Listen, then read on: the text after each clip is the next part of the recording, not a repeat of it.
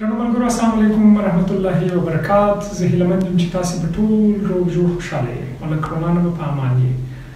د تیر درس په دوام موږ تاسې پوښتنیز ضمیر ته رسېدلي وو. د وړاندې ملکي او شخصي ضمیرونه وویلې. اوس موږ ستاسې نن د درس موضوع ده پوښتنیز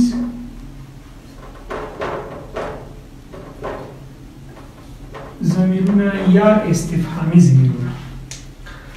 پوښتنیز هغه ضمیرونه دي چې د استعمال له امله یې پوښتنه رامنځته شي او د یو جواب اړتیا راپیدا کړي. دا په بېلابېلو ډولونو دي. په نوبت یو درته زه وایم. اول هغه ضمیر چې هغه پوښتنه کوي څوک.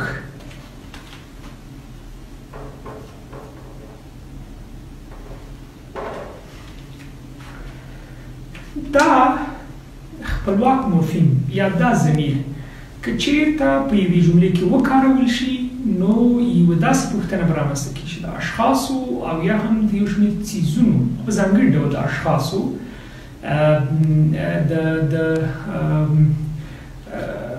د اشخاصو د تشخیص یا هم د هغوی د پېژندنې پوښتنه رامنځته کوي. مثلا زه وایم چې څوک راځي. څوک راځي. ګورئ یو شی تاسې تل یاد ساتئ چې دا درنه هېرې نه شي. لیکنښې ډېرې مهمې دي. لیکنښې باید تاسې په نحوي چاپېریالونو کې وکاروئ. ځکه که چېرته لیکنښې نه وي کیدای شي وخت ناوخت ځینې جملې معناوې له منځه یوسي یا معنا بدله شي یا ځینې نور مشکلات راوړي. نو لیکنښې کاروئ. په بعضې کې سوالیه علامه هم وکاروئ. څوک راځي. نو هدف دا چې هغه شخص چې راتلونکی دی د هغه د پېژندنې تشخیص باید وشي. څوک راځي. احمد راځي. څوک راځي. ملالۍ راځي. او دې طور ته نو بل زموږ سره ضمیر دی چا. چا که چېرته موږ تاسې وګورو دا هم پوښتنیز ضمیر دی. دا هم د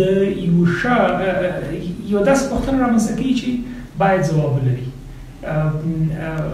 د وخت ناوخت د څوک چې کوم په حال زمانه کې کارو یا په راتلونکې زمانه کې کارو او د دې هغه غیر اصلي بڼه چې موږ په تېره زمانه کې کارو هغه چا دی. مثلا څوک درس لولي. دا حال زمانې لپاره یا د راتلونکي زمانې لپاره به هغه وي. هغه بیا زموږ د لوست پورې اړه لري. او که چېرته تېرې زمانې کې د همدغه شخص پوښتنه کوو نو بیا به چې وایو چا درس لوستی و. دا د نر او د ښځې لپاره یو ډول کارول کېږي. همدارنګه څوک د نر او د ښځې لپاره یو ډول کارول کېږي. مثلا زه لیکم چا درس لوستی دی. صحیح. چا اوس که دې ته جواب زموږ نر وي مشکل نشته. ملالۍ درس لوستی دی یا احمد درس لوستی دی. یعنې هیڅ ډول تغییر د نر او د ښځې په برخه کې نه رامنځته کوي. درېیمه برخه زموږ سره د څه ده. البته درېیم پوښتنیز ضمیر څه. دا د یو څیز یا د یو شي څرنګوالی څومرهوالی بیانولی شي. مثلا زه وایم چې څه خوري یا دې ته ورته ځینې نور څه دي راوړي یا وایو چې څه لولي او دې ته ورته نور دا پوښتنې دي. جواب ته اړتیا پکې شته. څلورم پوښتنیز ضمیر زموږ سره کوم دی. کوم. دا هغه پوښتنیز ضمیر دی چې د نر لپاره د کوم په بڼه کارول کېږي خو د ښځې لپاره کومه. مثلا وایم کوم هلک درس لوستی.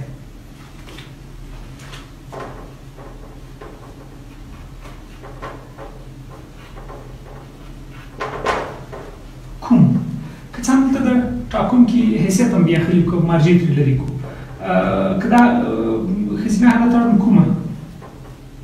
کومه یوه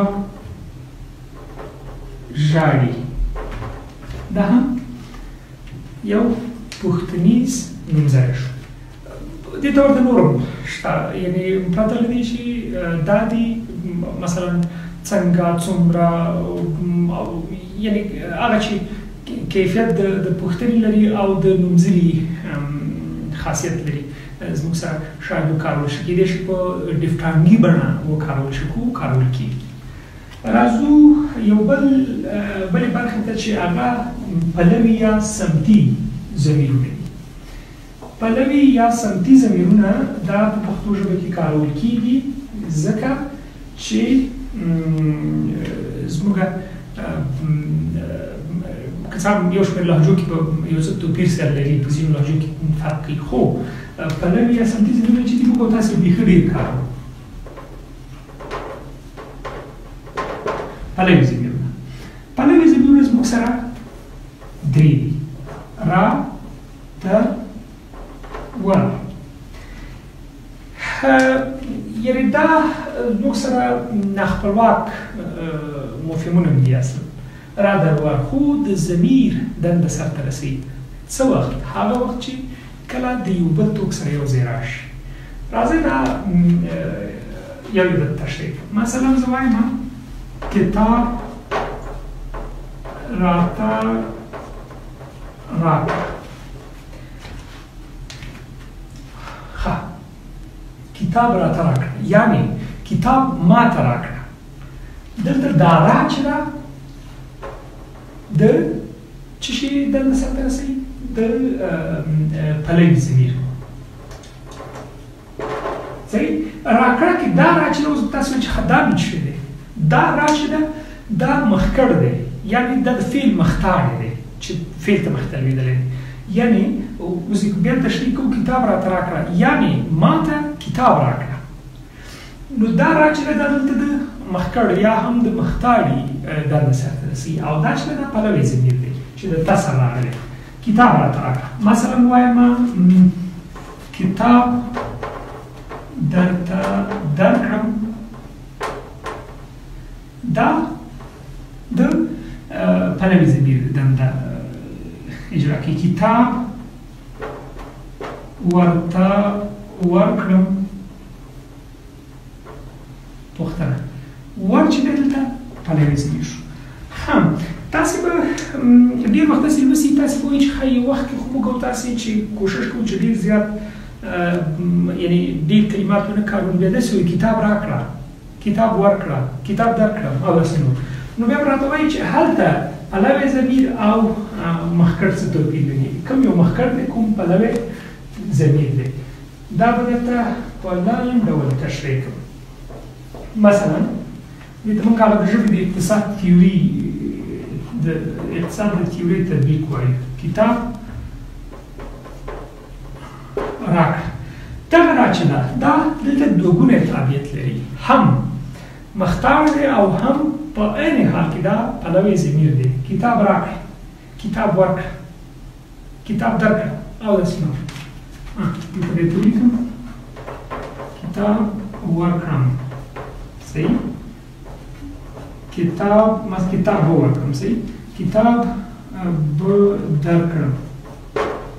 صحیح؟ دا چې شو دی د پلو ضمیرونو بحث شو. درنو ملګرو دا اوس تاسې نننی درس چې موږ تاسو کې ضمایر او هغه هم پوښتنیز ضمایر او پلوي ضمایر تشریح کړل. که چیرې زموږ نورې ویډیوګانې غواړئ وګورئ نو زما د فیسبوک اکاونټ فالو کړئ، د زرپاڼې پیج در سره خوښ کړئ او همدارنګه د زرپاڼې یوټیوب چینل سبسکرایب کړئ تر څو د پښتو ګرامر، پښتو ادب او هنر په اړه بېلابېلې ویډیوګانې او هنري مطالب وګورئ او واورئ. تر بیا ښې